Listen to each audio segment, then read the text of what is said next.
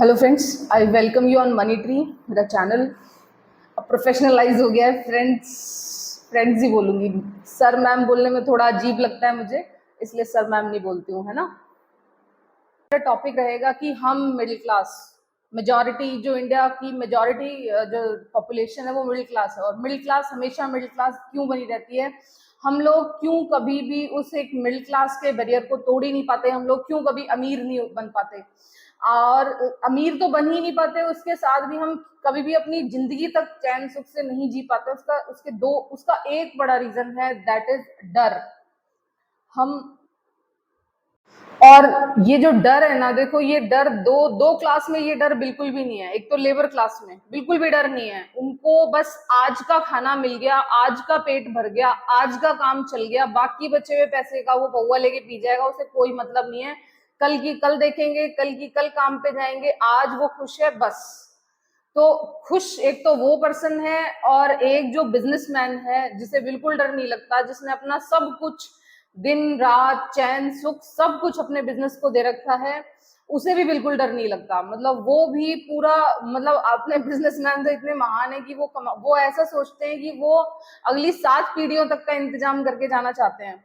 तो वो भी बिल्कुल डरने वाले नहीं होते। जो भी आज की डेट में बिजनेसमैन है और एक अच्छा बिजनेस कर रहा है ना, उसका सबसे बड़ी पर्सनालिटी ट्रेट होगा कि वो बिल्कुल भी डरेगा नहीं। आज अगर अडानी साहब ने इतना बड़ा कर्जा उठा रखा है, और अगर मतलब अनिल अग्रवाल साहब ने इतना बड़ा कर्जा उठा रखा है, तो आप सोचो ना कितने लाख करोड़ों के उनके कर्जे उठे हुए हैं। और वो पर्सन, वो डरेंगे तो कैसे काम चलेंगे, वो डरेंगे तो कैसे काम चलेगा, वो डरेंगे तो कैसे बिजनेस करेंगे।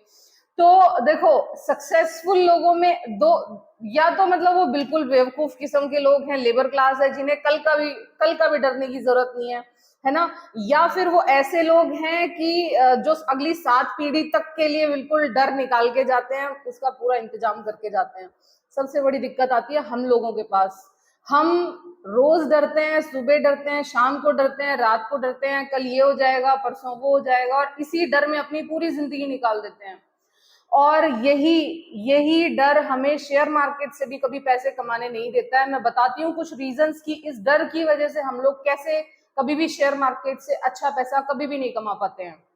देखो, सबसे बड़ी चीज, नंबर 1 सबसे बड़ी बात करती हूँ, जब बच्चा ग्रोथ ईयर में होता है, जब बच्चा बड़ा होना शुरू होता है, तो हम जो पेरेंट्स हैं वो सबसे बुरा काम उसके साथ क्या करते हैं, बच्चे का इंटरेस्ट जाने बिना उसको जबरदस्ती सिर्फ और सिर्फ पढ़ाई की तरफ धकेलते रहते हैं। बच्चा चाहे जो बनना चाह रहा हो, बच्चे में चाहे जो क्वालिटी हो, लेकिन हमें उसे क्या बनाना है, केवल और केवल या तो वो डॉक्टर बन जाए, क्या वो इंजीनियर बन जाए, क्या वो एक सरकारी नौकरी पकड़ ले। इन 3 चीजों के अलावा हम मिडिल क्लास में कोई और सोच है ही नहीं। हमें यूं ही लगता रहता है कि केवल यही 3 प्रोफेशन ऐसे हैं जो इस प्लैनेट अर्थ पे सरवाइव कर पाते हैं। इसके अलावा तो सब लोग जैसे कि ना उनकी जिंदगी ना चलती, ना वो खाते, ना वो जीते। तो सबसे बड़ा तो डर है ना हमारा, ये बचपन से शुरू हो जाता है। ये ही बच्चे में कूट कूट के भर भी दिया जाता है कि बेटा तू पढ़ेगा नहीं तो तेरे साथ ये हो जाएगा, तेरे साथ वो हो जाएगा। ठीक है, यही सारी चीजों के चलते हम अपने इंटरेस्ट का काम कभी भी नहीं कर पाते। आज जो भी पर्सन इस दुनिया में सक्सेसफुल है ना, जो भी पर्सन इस दुनिया में पैसे वाला है ना, तो उसके पीछे सबसे बड़ा रीजन ये है कि वो पर्सन वो काम कर रहा है जो काम करने में उसे मजा आता है, ना कि वो डर डर के काम कर रहा है। जितने लोग डर डर के काम कर रहे हैं ना, वो पता है कौन लोग हैं, वो तो आजकल ऑफिस में बैठ के प्राइवेट नौकरियां कर रहे हैं। और जो भी लोग जिनको भी डर नहीं लगता, वो अपने अपने इंटरेस्ट का काम कर रहे हैं, अपने जो जो काम उनको अच्छा लगता है वो कर रहे हैं, और वो गंदा पैसा कमा रहे हैं वहां से फिर, है ना। और जो लोग डर डर के काम कर रहे हैं, वो ऑफिस में बैठ के अपने बेवकूफ नहीं कहूंगी, मुझे एक्चुअली ना प्राइवेट जॉब के बॉसेस बिल्कुल पसंद नहीं है। तो वो अपने जो बॉसेस है ना, जो उनके ऑफिस में बैठे हैं, वो उनके मतलब वो बॉसेस जैसे भी हैं XYZ, आप अपने अपने बॉसेस के लिए जो जो भी कहना चाहते हो मेरे इस ब्लैंक उसमें भर लेना सारी चीजें। तो वो अपने उस बॉस के नीचे डर डर के अपनी पूरी जिंदगी काट देते हैं। तो जी यही जो डर है ना, ये बचपन से जो हमें इम्प्लांट कर दिया जाता है अपने पेरेंट्स के द्वारा, अपने सोसाइटी के द्वारा, अपने एजुकेशन सिस्टम के द्वारा। इसी डर की वजह से हम कभी भी अपने अंदर की जो भगवान ने क्वालिटी हमारे अंदर बनाई है उस क्वालिटी को कभी बाहर ही नहीं आने देते। वो बच्चा हमेशा उसी डर के तले उसी डर के साए में जी जी के पूरी जिंदगी काट देता है। मैंने अक्सर जो हमसे बड़ी एज ग्रुप के लोग हैं ना, जो जो मेरे से बड़े लोग हैं, जो मेरे से जो नेक्स्ट मेरे से ऊपर वाली जनरेशन है, उनमें इतना डर देखा है ना। मिडिल क्लास की बात कर रही हूँ, वो हर चीज से डरता है। वो सुबह डरता है, वो दोपहर में डरता है, वो शाम को डरता है। मैं आज किसी से भी बात कर लूँ ना, चाहे तो वो मेरे पेरेंट्स से बात कर लूँ, चाहे वो किसी और के पेरेंट्स से बात कर लूँ, चाहे वो किसी आंटी से बात कर लूँ, अंकल से बात कर लूँ, सबके पास ये डर, सबके पास है इंडिया में।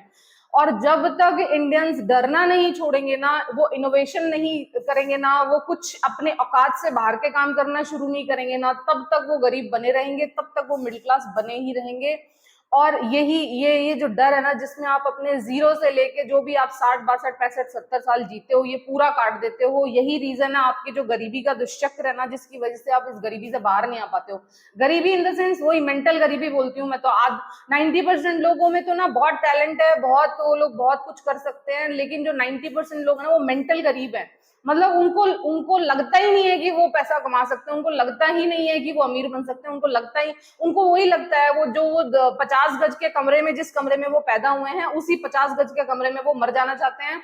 और ऐसा ही सोचते हैं कि इस 50 गज के ऊपर मैं एक कमरा और बना दूं जिसमें मेरे बेटा बहू रह जाएंगे, बस। इससे बाहर उनकी सोच का कोई दायरा ही नहीं रहता है। तो यहाँ शेयर मार्केट में सबसे पहले तो आपको एक काम करना पड़ेगा। अगर आपको कमाना सीखना है तो आपको बड़ा सोचना पड़ेगा, इनोवेटिव सोचना पड़ेगा, रिसर्च करनी पड़ेगी, चीजों से डर निकालना पड़ेगा, बिजनेसेस को पहचानना पड़ेगा, उस जो जिस बिजनेस में आप इन्वेस्ट कर रहे हैं उस बिजनेसमैन के माइंड में घुसना पड़ेगा कि वो क्या सोच रहा है। और वो आप तभी सोच पाओगे जब आप अपने बेकार के डरों से बाहर निकलोगे। और इसी डर के चलते चलते हमारे पेरेंट्स कर देते हैं हमारी शादियां और वो भी इंडियन मिडिल क्लास में जो शादियां होती है ना, पता है आपको किसकी मर्जी से होती हैं? वो शादियां करता कौन है, मैं बताऊं उनको। वो शादियां होती हैं ऐसा लगता है मुझे तो ना, जिस तरह का अपने यहाँ सिस्टम चला हुआ है ना, खास करके मिडिल क्लास की बात कर रही हूँ, ऐसा लगता है कि लड़के के बाप को दोबारा शादी करनी है। आज की डेट में 99% शादियां जो होती है ना, वो किसकी मर्जी से होती है? लड़के के बाप की मर्जी से, जो खुद 60 साल का है, 65 साल का है, जिसकी खुद की उम्र का कोई भरोसा नहीं है। वो 5 साल जिएगा, 10 साल जिएगा, और वो अपनी नेक्स्ट जनरेशन का पूरी जिंदगी का फैसला करके जाना चाहता है। ये कहाँ रहेगा, ये किससे शादी करेगा, ये क्या खाएगा, ये क्या पिएगा, और ये क्या करेगा। तो यार, ये एक चीज मैं आपको बता दूं कि एक तो ना, ये सब चीजें डर की वजह से होती है। उनको लगता है कि उनका बच्चा केपेबल नहीं है, उनका बच्चा बेकार सोचता है, उनका बच्चा मतलब अच्छा अपना पार्टनर नहीं चुन सकता है। तो इसके चलते वो किसी से भी, जो उनको लगता है, और उनकी सोच क्या है, उनके क्या एक्सपीरियंस है आज से 1000 साल पुराने, हमारे से जो पहले वाली जनरेशन ना, वो आज की जनरेशन की नीड्स नेसेसिटीज समझ ही नहीं सकती।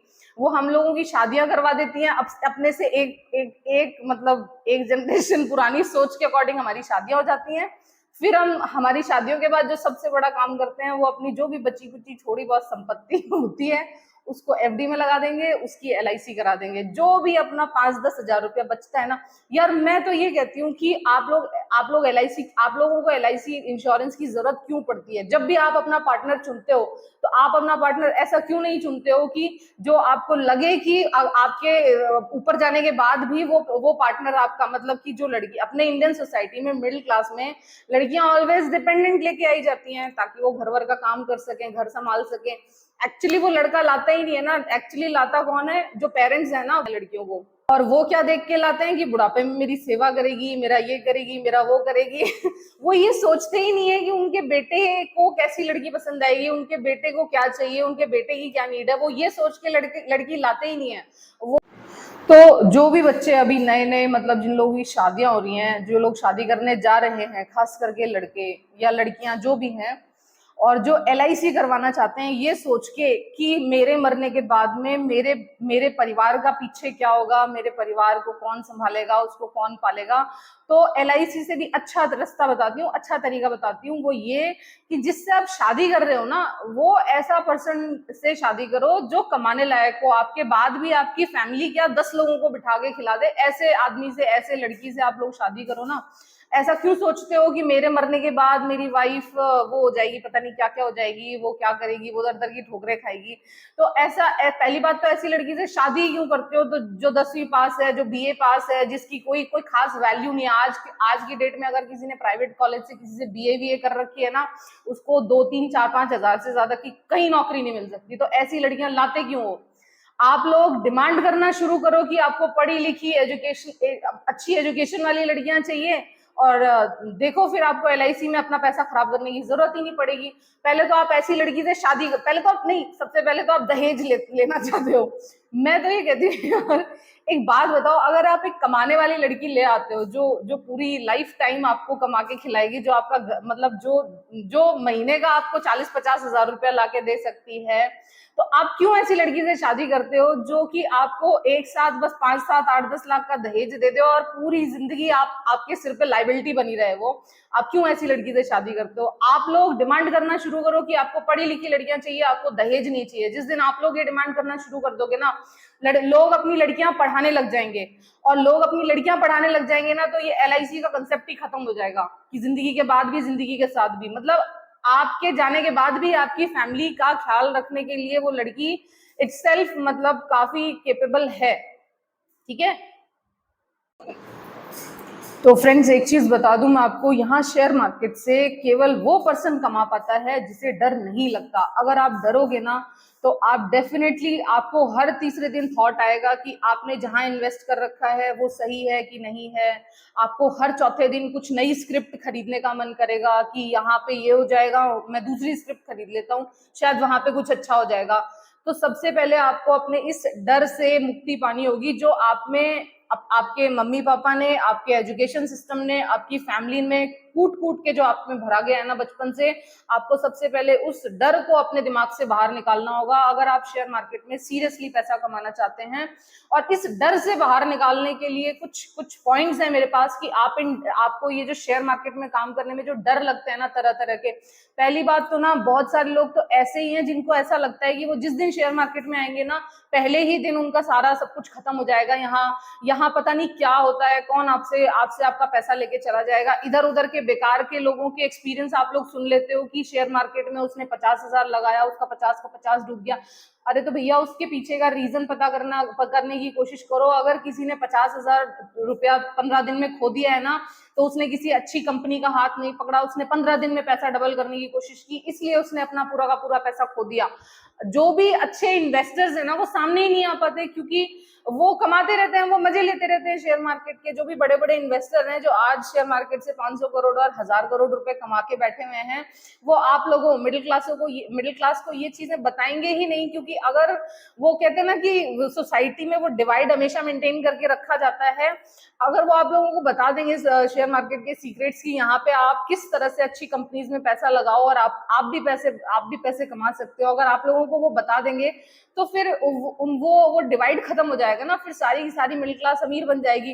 तो ये दिक्कत है जी, मिडिल क्लास को ना वो बचपन से उनके पेरेंट्स वो डरना सिखाते हैं, फिर जब उनकी शादी हो जाती है तब उनमें नए नए तरह के डर डाले जाते हैं कि भाई, पहली बात तो अपने पेरेंट्स अपनी शादी ऐसे पर्सन से कर देते हैं, मतलब लड़कों के केस में, कि जो उनकी वाइफ होती है उसकी कोई इकोनॉमिक वैल्यू जीरो होती है। आज की डेट में मैं 90% लड़कियों को अगर खड़ा करके उनकी अगर इकोनॉमिक वैल्यू निकालू ना, 90% लड़कियां 35 से 40 साल आते आते, मतलब 35 साल आते आते वो 2 3 बच्चों की मां बन चुकी होती हैं। अपनी जो भी उन्होंने डिग्री करी होती है उसकी वैल्यू वो जीरो कर चुकी होती हैं।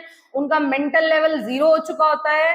वो केवल और केवल वही किचन के झाड़ पोंछ करने और घर की झाड़ पोंछ करने से ज्यादा वो कुछ नहीं कर पाती हैं। और यही रीजन है कि जब आप पार्टनर ऐसा चूज करते हो, और फिर मैंने बहुत सारा ऐसा देखा भी कि कुछ लड़कियां ऐसी होती नहीं हैं। मेरी बहुत सारी ऐसी फ्रेंड्स हैं जिनकी बहुत अच्छे जिनके पास प्रोफेशनल डिग्रीज थी, जिनकी बहुत अच्छी इकोनॉमिक वैल्यू थी, लेकिन उनके जो खास करके जो अपने से ऊपर वाली जनरेशन है ना, सास ससुर की मैं बात करूं, उनके सास ससुर ने इंटेंशनली उनको ऐसा बना दिया, मतलब कि वो कहते हैं ना कि उनको वो सोसाइटी के कस्टम्स का वो चादर उड़ा के और इतने बेकार और वाहियात तरह के कस्टम्स फॉलो करा के, जो उनके दिमाग की जो भी थोड़ी बहुत वैल्यू थी भी ना, मतलब पहली बात तो अपना एजुकेशन सिस्टम ही इस तरह का है कि वो आपको बड़ा सोचने, कुछ इनोवेशन करने, कुछ रिसर्च करने के लिए का टाइम देता ही नहीं है। बैक टू बैक आपके हर 2 महीने में एग्जाम में वही रट के वही वहां पे वॉमिट करके आना, उससे बाहर अपना एजुकेशन सिस्टम हमें कुछ सोचने ही नहीं देता। रही सही कसर, हम जो ये 20-22 साल में आके, जो एक यूथ का सबसे ज्यादा प्रोडक्टिव टाइम होता है ना, 20-22 साल में आके शादी कर लेते हैं, इंडिया में यही होता है, 20-22 साल में आके शादी कर लेते हैं। और जो एक यूथ का सबसे प्रोडक्टिव टाइम मैं कहती हूँ ना कि 20 साल से लेके 35 साल तक, इस टाइम के दौरान एक जो एवरेज इंडियन यूथ है ना, वो केवल और केवल शादी, बच्चे और एक छोटी सी नौकरी, मतलब इन 3 चीजों से बाहर ही नहीं आ पाता। और जब वो बाहर आ पाता है, जब वो 35-40 साल का होता है ना, तब तक 90% इंडियंस की कोई भी इकोनॉमिक वैल्यू जीरो हो चुकी होती है। उनको मतलब उनका फिजिकल, फाइनेंशियल सब कंडीशन से वो बेहाल हो चुके होते हैं। 3-3, 4-4 बच्चे पैदा कर लेते हैं, उसके बाद फिर उनके जो फाइनेंशियल लायबिलिटीज होती है वो पूरी करने में ही आपका सारा दिमाग और ध्यान लगा रहता है। और बस इतना ही कहूंगी, डरों को बाहर निकालो यार। मतलब अगर आप अमीर बनना चाहते हैं ना, तो अमीर बनने के लिए जो सबसे पहला रूल है ना, वो आपको अपने इस डर से लड़ना पड़ेगा। ये जो छोटे छोटे डर है ना, कि पैसा एफडी में नहीं रखा तो कल को परिवार पे मुसीबत आ जाएगी। पहली बात तो ये कि ऐसी लड़की से शादी क्यों करते हो जो कि आपके जाने के बाद में आपकी फैमिली का ख्याल नहीं रख सकती, आप पे फुल लाइफ टाइम की आप पे लाइबिलिटी बन के रहती है, फुल आपके रिसोर्सेज यूज करती है एक, और उसकी जो इकोनॉमिक वैल्यू है ना, वो एक काम वाली से ज्यादा बेटर कुछ नहीं है।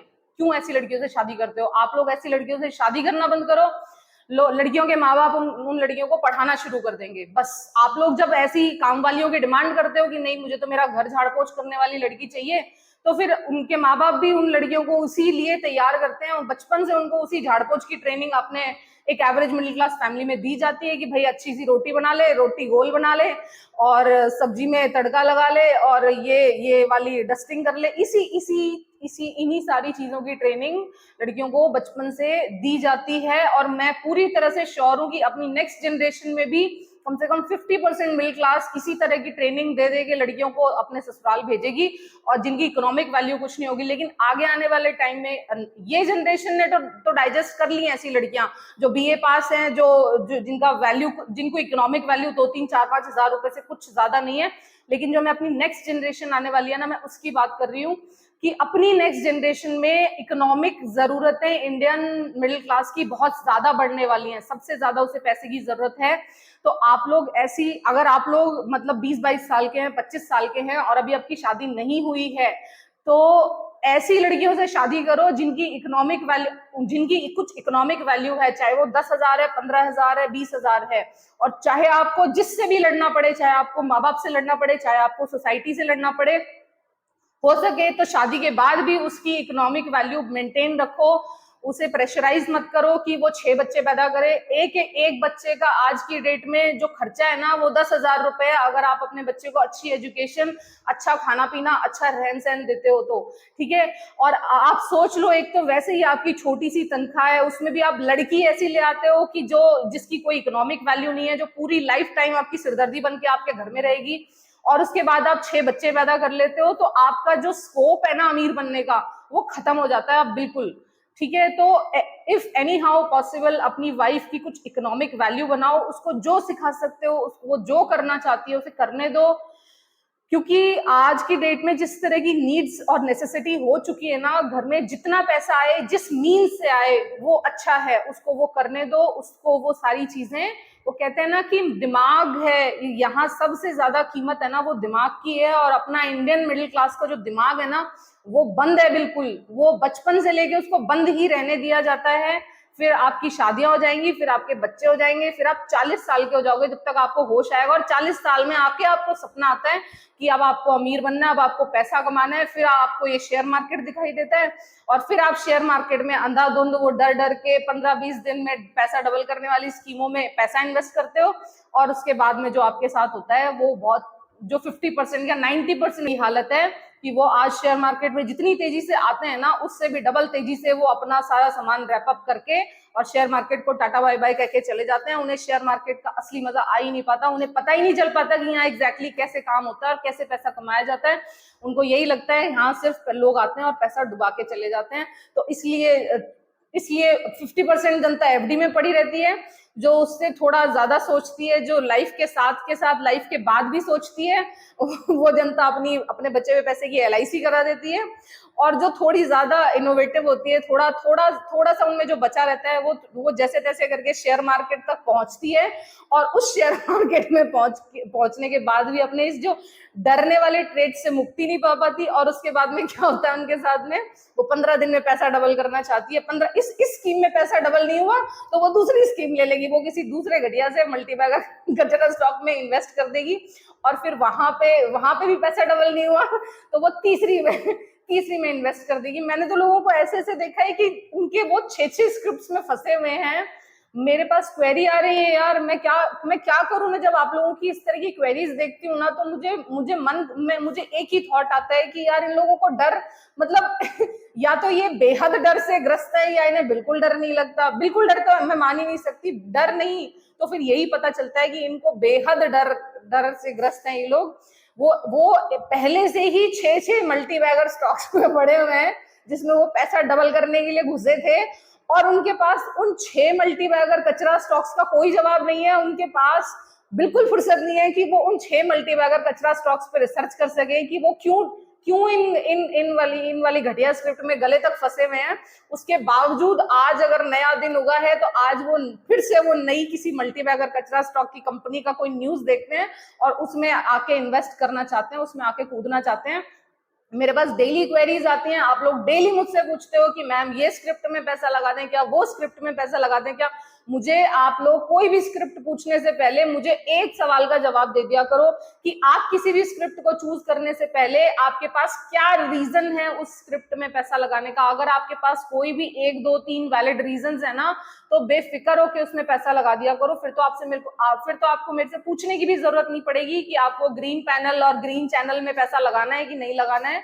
ठीक है, जो इस तरह की क्वेरीज आती है ना, एकदम इस तरह की कंपनीज जो हो सकता है कि जिसके मालिक के ऊपर इतना बड़ा कर्जा चढ़ा हुआ होगा और वो अपना आईपीओ निकाल रहा है ताकि वो अपनी कंपनी के शेयर्स आप लोगों को चिपका सके। आजकल आईपीओ का इतना ज्यादा ट्रेंड चला हुआ है ना कि लोगों को मतलब ऐसा लगता है कि वो 15 दिन में क्या, वो 1 महीने में करोड़पति हो जाएंगे। वो 25 जगह आईपीओ अप्लाई कर देंगे, उन 25 में से 5 जगह उनका आईपीओ निकल आएगा, वो खुश हो जाते हैं। लेकिन ये चीज है ना, ये शॉर्ट टर्म में पैसा कमाने की, जो शॉर्ट टर्म में ट्रेड करके पैसा कमाने की चीज, ये आपको कभी भी शेयर मार्केट में लंबा टिकने नहीं देगी। क्योंकि आप अगर 10 ट्रेड से पैसा कमाओगे ना, आप 11वें ट्रेड में, मैं लिख के दे सकती हूँ, ऐसा गंदा वाला फंसोगे ना कि जो आपने 10 ट्रेड से पैसा कमाया है ना, वो सारा का सारा साफ हो जाने वाला है इस 11वें ट्रेड में। क्योंकि जो भी आप यहाँ शेयर मार्केट में बैठ के कर रहे हो ना, आपकी एक एक हरकत पे ऑपरेटर बैठ के आपको देख रहा है कि आप जो 10,000 रुपल्ली लेके और 50,000 रुपल्ली लेके यहाँ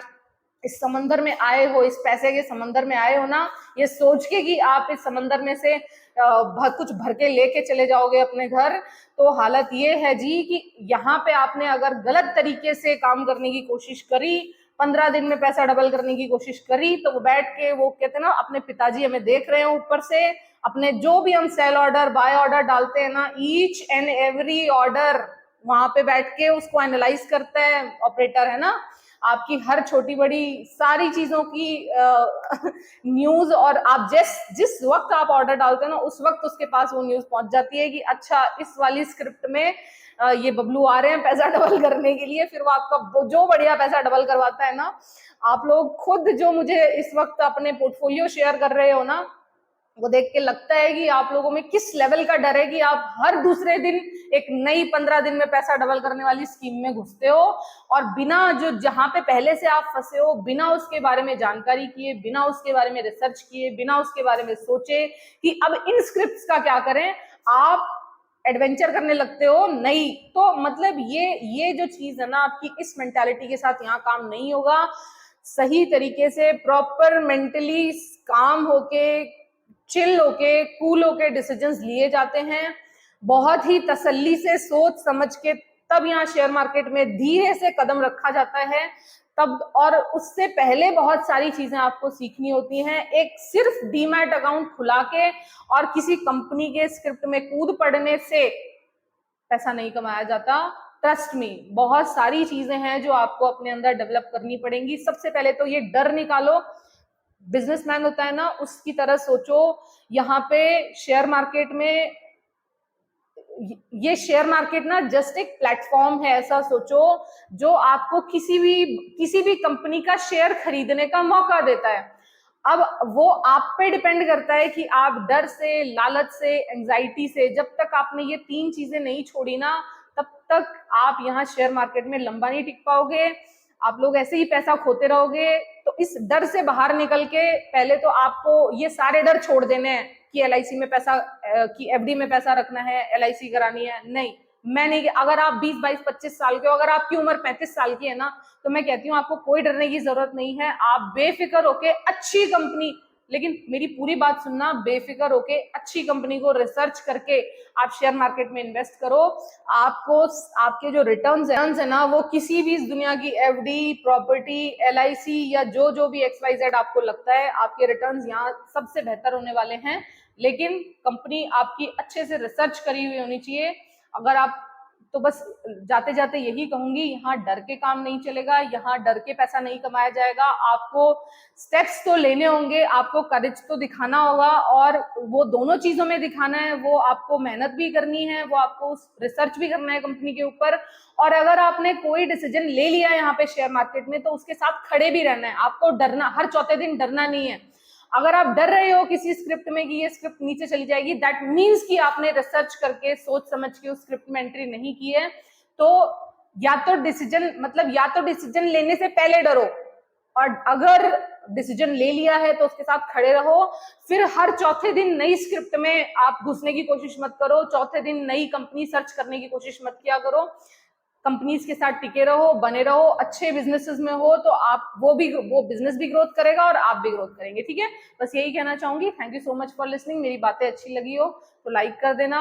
और अगर आप इस डर से मुक्ति पाना चाहते हैं ना, तो मैं आपको कुछ स्टेप्स बताऊंगी नेक्स्ट वीडियो में आपको, कि अगर आपको यहाँ शेयर मार्केट में काम करने में डर लगता है, तो यहाँ आप उन डर से किस तरह से निपट सकते हो, किस तरह से वो डर को खत्म करके आप यहाँ शेयर मार्केट से अच्छा कमा सकते हो और लंबा गेम खेलोगे। ठीक है, so thank you so much for listening. Have a good day, good night, take care, tata, bye bye.